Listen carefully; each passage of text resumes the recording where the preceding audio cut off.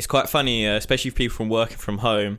I had a business lecture probably about a year or two ago, and they predicted in like this next decade, nearly like 78% of the workforce will be working at least one day from home. Yeah, I see it. And that's a massive sort of like undercut, isn't it, when you think about it? At least one day from home. Majority of people working like 4 or 5 days from home now. Yeah, it's a massive, there's 20% increase in working from home essentially if you work a 5-day working week. But I was going to touch on that because I think it's so interesting. Obviously now Zoom's taken off, everybody's working from home, right?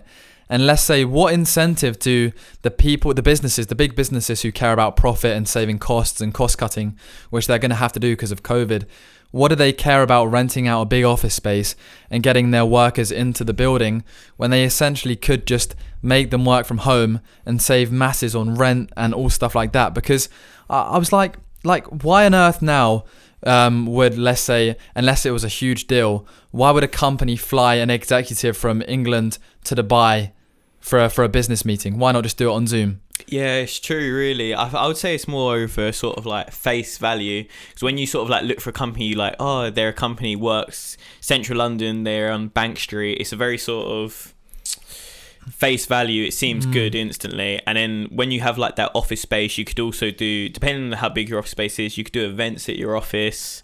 But then once again, events industry, it's not looking so good at the moment. So yeah, these are big questions I guess businesses can ask themselves. I've got my mum's friend works at the Hilton hotels, and basically I think he was saying like even now they're at like 5% capacity or 10% capacity, which they must be churning out huge losses on that. Huge losses. It's also a big HR question when you think about it, because obviously human resources have to think, well, when they're in the office, they do little things, sort of like little event things like in the office, sort of like mixed desking, sort of like like they do little like isn't it called hot desking? Hot desking. Is that where they literally swap desks each day?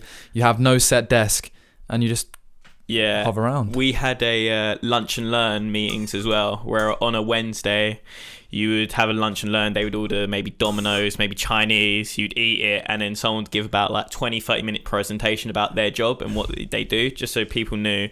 But I suppose for HR at the moment, how do you sort of motivate someone from working from home who you aren't in contact with? Is this, you said about them lunch and learn? I quite like the idea of that, you know. But was that when you worked at your internship? Or? Yeah, that was when I worked at my internship. And what you doing? You was doing contract administration, lunch and learn. What a Friday night. What a Friday that is.